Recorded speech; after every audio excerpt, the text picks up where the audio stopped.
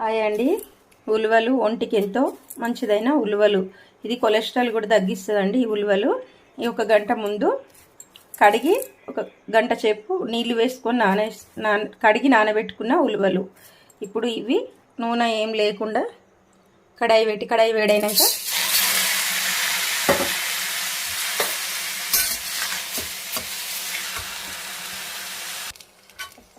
ఇవి కూడా చిన్న మంట పెట్టుకొని వేయించుకోవాలి. నూనె గిన మనం ఏం వేయలే కదా. ఇట్లా ఒక గంట సేపు నానబెట్టుకొని వేయించుకోవడం వలన మంచి క్రిస్పీగా వస్తాయి. పంటి కింద కూడా మంచిగా క్రిస్పీగా నములుతుంటే పండు కింద చాలా బాగుంటుంది. 2 పచ్చిమిర్చి, ఈ సైజు 2 పచ్చిమిర్చి తీసి సన్నగా ముక్కలుగా కట్ చేసుకున్నాయి. ఇప్పుడు అందులో వేసుకోవాలి.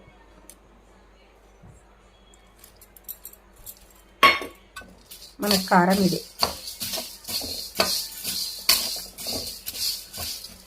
ఇప్పుడు అందులోకి ఉప్పు ఒక పావు స్పూన్ అంతా, లేదా మీ రుచికి సరిపడా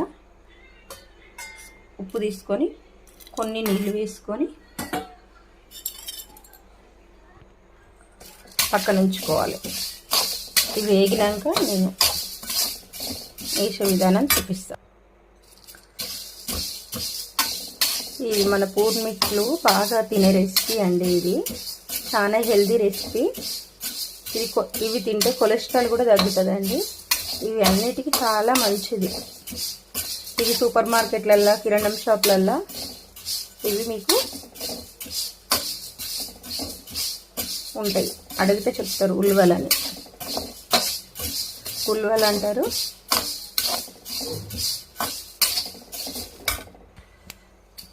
ఇవి క్రిస్పీగా వచ్చేదాకా వేయించుకోవాలి. నాకు ఇప్పటికే ఒక 10-15 నిమిషాలు అవుతుంది నేను వేయించబట్టి. చిన్న మంట మీద వేయించుతున్నా కదా, ఎందుకంటే మనం నానబెట్టినాం కదా గంట ముందు. ఆ తడంతా పోయి క్రిస్పీగా వస్తాయి. ఇప్పుడు ఈ ఉప్పు వేసిన నీళ్ళు ఇలా వేసేసుకోవాలి.